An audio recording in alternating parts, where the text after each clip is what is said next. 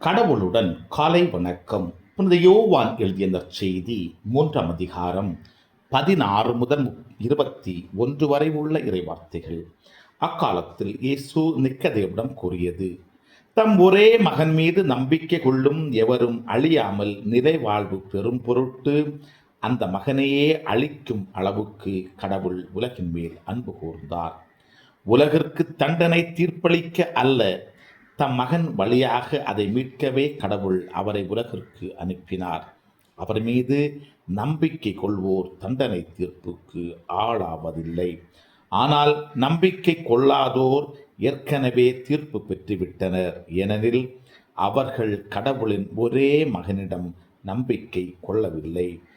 ஒளி உலகிற்கு வந்திருந்தும் தம் செயல்கள் தீயனவாய் இருந்ததால் மனிதர் ஒளியை விட இருளையே விரும்பினர். இதில்தான் அவர்களுக்கு எதிராக தண்டனை தீர்ப்பு அடங்கியுள்ளது.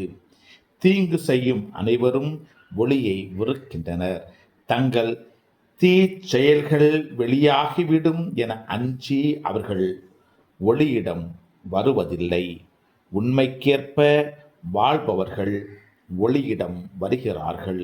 இதனால் அவர்கள் செய்யும் அனைத்தையும் கடவுளோடு இணைந்தே செய்கிறார்கள் என்பது வெளியாகும்.